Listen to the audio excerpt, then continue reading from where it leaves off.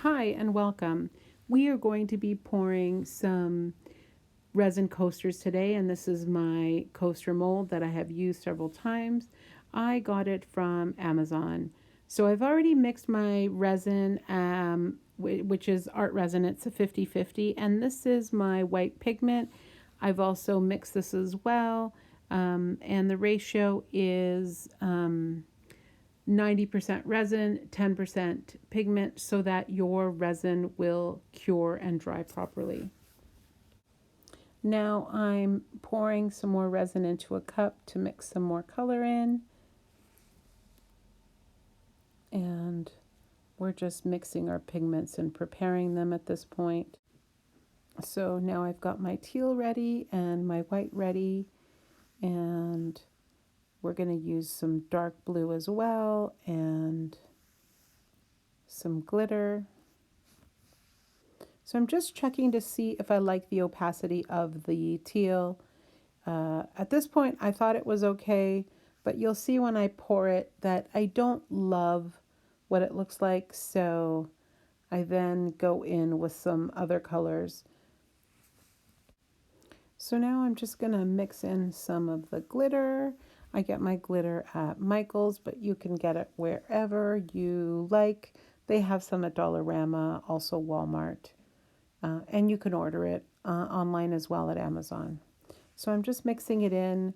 I use a lot of glitter. And then now I'm ready to pour. So I'm going to go with my white. And I usually do like a half moon situation. So getting the stir stick out of the way. I like to leave the stir stick in there in case I need to use it. And it doesn't get in my way when I just push it back there. Now we're going to go in with a little bit of the glitter, and that's kind of like our border. We're going to do that for all three. So here we go.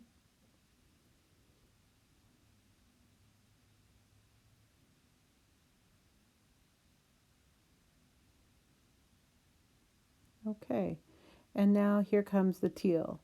Now I don't know if this will show up on camera, but the teal just doesn't have the depth of color that I was looking for. I think I needed some more pigment in there. So I'm now just filling in, making sure that the coaster's all filled in here. Okay, perfect.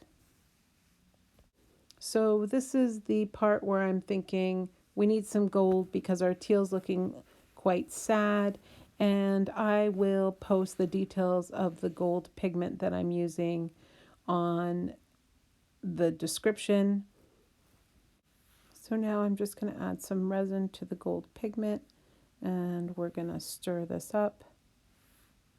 And I've got some royal blue as well, or navy, and going to mix that up as well, just to add some more interest to these coasters. I've added some more teal to my resin, and I'm going to pour the teal in, and you can see that it's a bit darker, so you've got some more pigment in there. However, because I had poured another project just before this one, my resin starts to harden. And so it's a little gloopy, but I'm not bothered about it. It's just annoying because I can't get it out of the cup. But there, I am getting every last drop of that teal out of that cup. Fantastic. And you're like, not so great. These coasters definitely had an ugly stage. And I have often gone through ugly stages with my paintings and my artwork and then revived them. So I am never fear. We've got some beautiful gold, and see how the gold is just reacting to the pigments. It's just, it sits on top and does this lacing effect, and it just makes everything better. Now we're coming in with the darker blue. And as you see, I'm trying to border that darker teal color so that we don't have that demarcation where that deeper teal is. I'm just trying to fix the way that's going. But the nice thing about resin and the nice thing about, adding these colors and adding pigments is that you can keep going when you're not really loving how it's going. There I am. I'm trying to get that teal to cooperate and so that it doesn't look like it's just like a blob in the middle of the coaster, so it looks more incorporated with the rest of it. And then, oh, this is a quite a nice tool. I purchased these plastic forks, which help me kind of move the resin around and kind of act like a rake in the paint. And here I am going back in with the gold because I like the way the gold sits on top. And we're going to just go back in with the fork and more gold.